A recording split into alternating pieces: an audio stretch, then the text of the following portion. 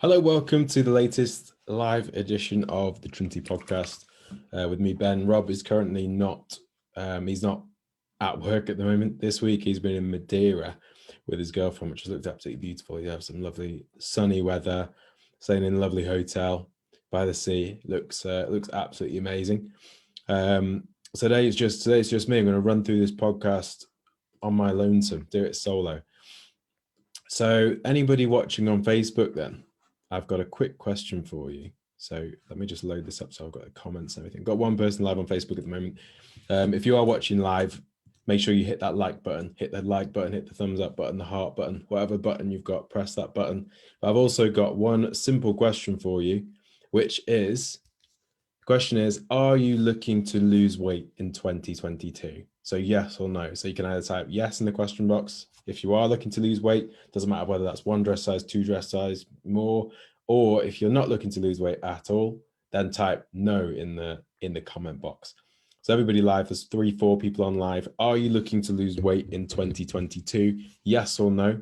Comment below in the comment box, or also just hit the like button on the video now before we get started. So in today's call, just to give you a quick preview, I'm going to be going through the number one secret to drop a dress size in 2022. So if you've ever struggled, this is specifically for women over 40 as well. If you've ever struggled to see results with your fitness and you want to make sure that this year you do actually get the results that you're after, I'm going to give you the number one secret that I feel is going to make all the difference for you and change the outcome of your results. So Anna says yes, she's looking to see results. Thanks for commenting, Anna.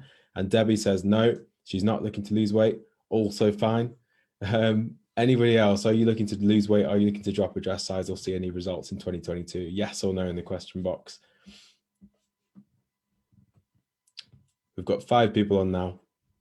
So you guys who've just joined, make sure you hit the like button or comment below. Are you looking to lose weight in 2022? Yes or no? Comment in the question box. So Michelle says yes as well. Debbie says tone up. So not actually to lose weight, but to tone up. We can include that in the thing as well. Are you looking to lose weight or tone up in 2022? Yes or no in the question box. So far, everybody, Anna, Debbie, Michelle, you're all looking to lose weight or tone up. Joe Howard is also looking to lose weight or tone up.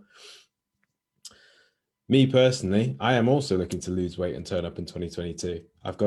It happens to the best of us. I've got a little bit of an extra Christmas, bit of a muffin top growing at the back, which isn't usually there. I'm looking to get rid of that and just tone back up to where I usually am after a little bit of overindulgence over the Christmas season. So anyone else who's just joined, are you looking to lose weight and tone up in 2022? And I'll get straight into the podcast in a minute. So type that in the question box.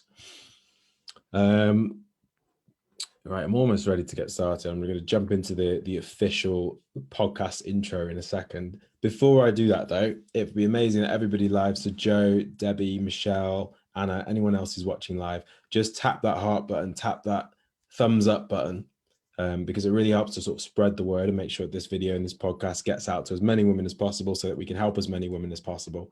So hit that like button, hit that thumbs up button. And then while you do that, I will get started with the official intro and reveal to you the number one secret to drop 2 dress sizes in 2022, specifically for women over 40. So, hello, welcome to the Trinity Fit Over 40 podcast with me, Ben Hughes.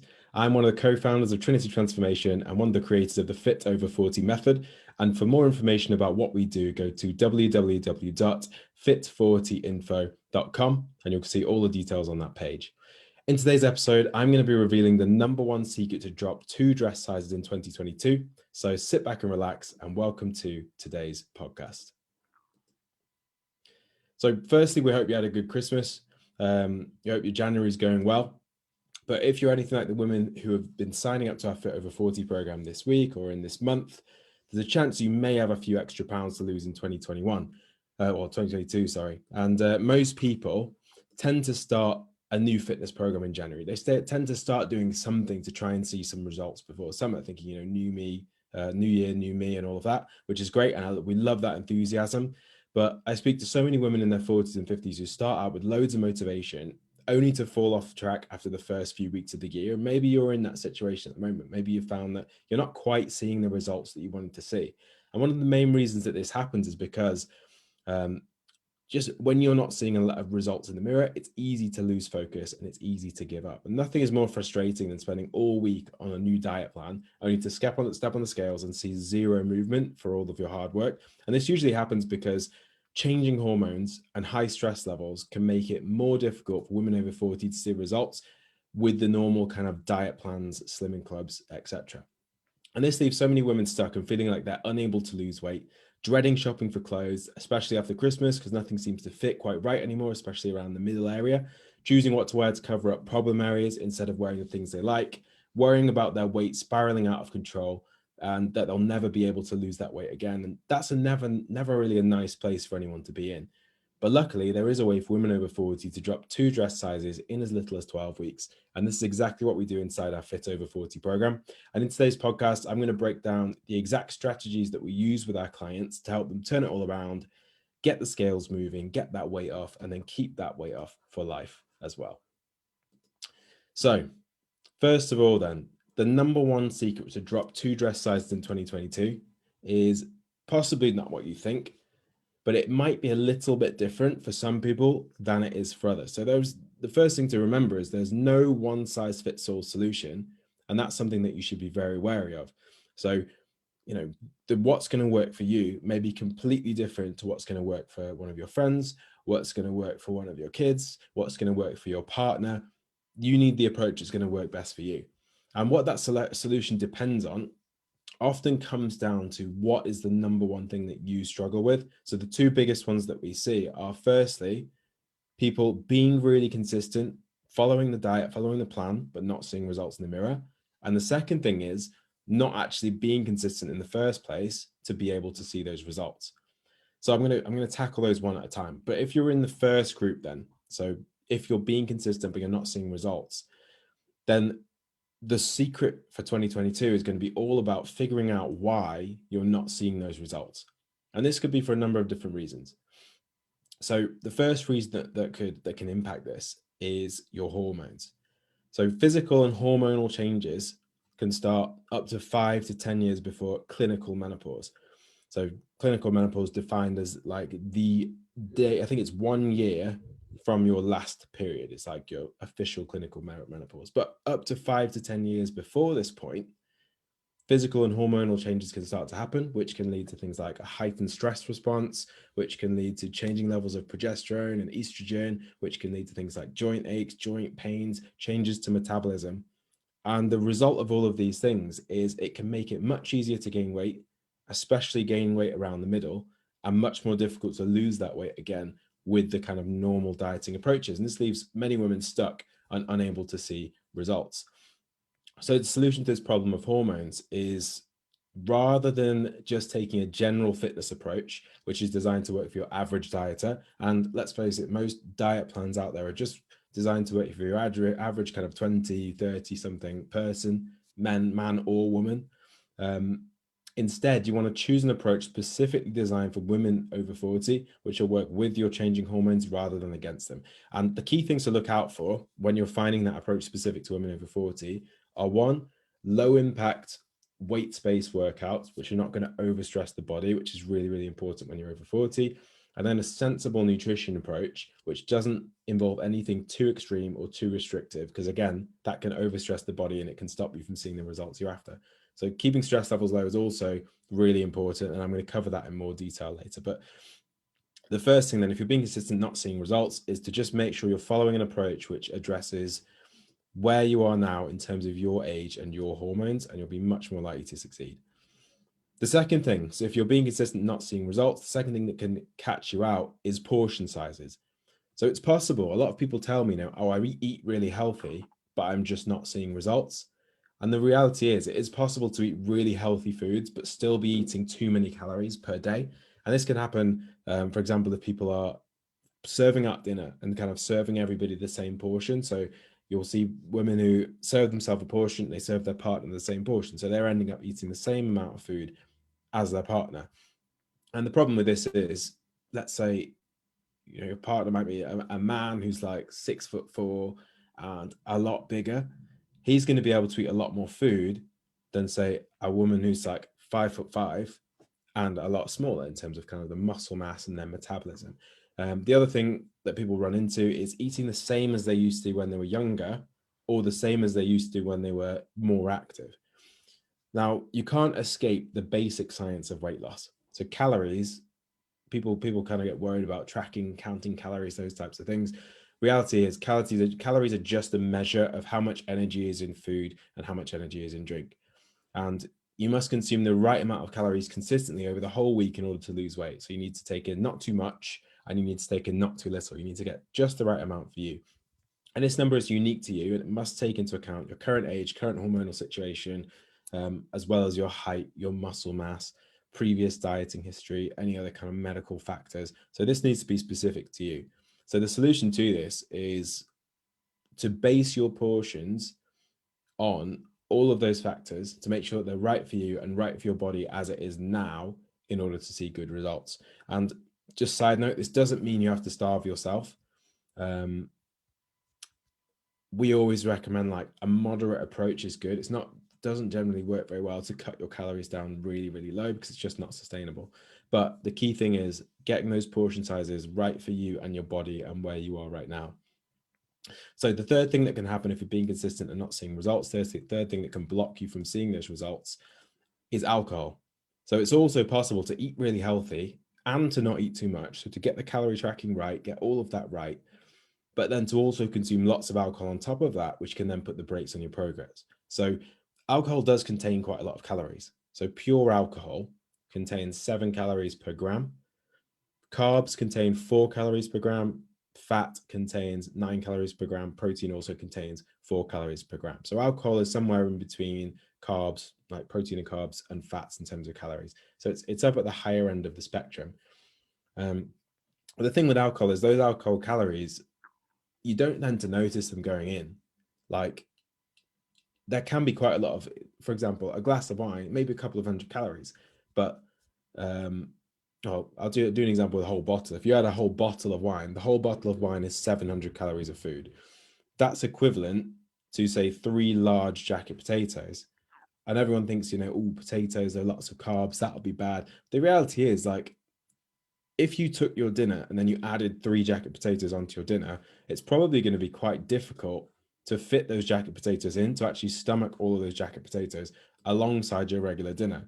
If you take your dinner and you have an entire bottle of wine, so that's going to be 3 large glasses of wine, you're probably going to be able to drink that wine with the food. It's almost going to sort of wash it down. Like it's not that wine actually fills you up. It's not that wine actually makes you feel any more full, but it still contains the same amount of calories as those large jacket potatoes. So it's the problem with alcohol is those calories can kind of sneak in with you almost not realizing that you've taken in those additional calories.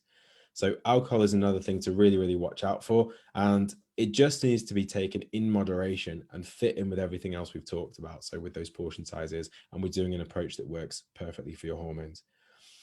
The other thing with alcohol as well is it will make the side effects of hormonal changes related to menopause much worse. So if you're already experiencing impacts due to that, they can be made worse if you're also consuming too much alcohol. So the fourth factor that can make a difference if you're being consistent but not seeing results is what you do on the weekend. So a lot of people are able to stick to healthy eating and healthy exercising in the week, but as soon as they come to the weekend, it all goes to pot. Suddenly they eat too much, they drink too much, they undo all the progress that they've made in the week. And that can be easily done if you've made the wrong choices with food.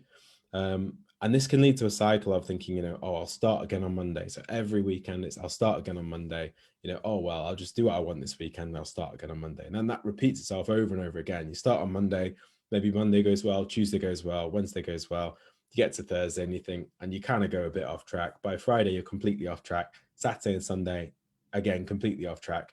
And then I'll start again on Monday, over and over and over and over again. When that leaves people in the situation where they do feel like they're dieting constantly, but they're not getting any results in the mirror as a result. So it's a situation where you're kind of having to put the effort in, but you're getting nothing in return from all of that effort. So the solution to this, the key thing again, is the total amount that you eat over the week. So if you eat the right amount of food and you do enough exercise, you will lose weight. You will see the results you want. And this can either be done by either eating slightly less eating slightly less in the week to allow for more food and allow for more drink and flexibility at the weekend, or just monitoring your food intake at the weekend, but being still being flexible with food choices so that you can indulge, but not overindulge. So overall, it's really just about being able to control your food choices, not only in the week, but over the weekends as well. Now, that's kind of the first group of people then. So the first thing to look at if you're being consistent but not seeing results: number one, your hormones; number two, portion sizes; number three, alcohol intake; and number four, what are you doing at the weekends. But then there's also a second camp of people who are not able to be consistent enough to see results in the first place, some of which we've already covered, but there's a couple more things that we haven't really covered. So consistency is key to seeing good results. And in our experience, it's one of the main reasons that people struggle to get the scales moving. So the two problems that can impact your consistency are, number one, giving up or giving into the "I deserve a treat" voice in your head. Now, it's very, very easy to fail alone. So if you're in an isolated environment where it's just you're thinking, I'm going to try and lose weight, you're doing that by yourself, it's very, very easy to fail on your own. So when you have a tough week at work, it's cold, it's dark, you want to come home and you want to comfort eat and drink a bottle of wine. What happens if you've got nobody to answer to? Then most likely you turn back to that old habit. You pop the bottle of wine, open the bag of crisps, open the chocolate, and before you know it, you've eaten all that stuff, and all of the hard work from that week is undone, and you end up back at square one because there's nobody there to say, do you really want to do that? Are you sure you want to do that? And there's nobody you've got to report back to and say, do you know what? I did mess up. It's all on you. If you're not amazing at keeping yourself accountable, some people are, like, they can keep themselves perfectly on track, but in my experience, very small percentage of people are able to do that by themselves, especially if you've tried and failed and struggled in the past. So the solution to this is just to get some external accountability. So every single week we have catch-up calls with clients, and they tell me on those calls most of the time that they stuck to it all, even when things were really stressful, just because they knew that they had that call booked in, and they knew that they were going to have to say to me, here's how the week went. They didn't want to say to me, do you know what, Ben, I failed this week. I drank 3 bottles of wine and I ate crisps every night and I had 2 bars of chocolate. They didn't want to have to say that. They didn't want to face that kind of embarrassment of almost telling me that. And therefore they stuck on track because they wanted to be able to report back to me and tell me how well that they'd done. And analogy is, it's kind of like having a boss at work. So you've got a job at work, you've got a boss. Because you've got those two things, knowing that you've got to report that work back to your boss, you've got to report what you've done, it means that you show up to work every day, you get the work done, even when you don't feel like it some days. And I'm pretty sure if you're listening to this podcast, you do, I imagine you manage to get your work done at work. And it's just about creating the same situation when it comes to your health and fitness. So having somebody you need to report back to, having that external accountability there. And if you can be consistent with your work, you can also be consistent with your fitness. It's just applying those principles to a different situation. And then the final thing that can impact people in terms of consistency is stress. So even with accountability, it is possible for stress to cause things to unravel, which can lead to then being sat on the sofa, bag of crisps, a packet of chocolate, bottle of wine, and it can lead to waking up tired and hungover, and then a weekend of eating and drinking rubbish as a result.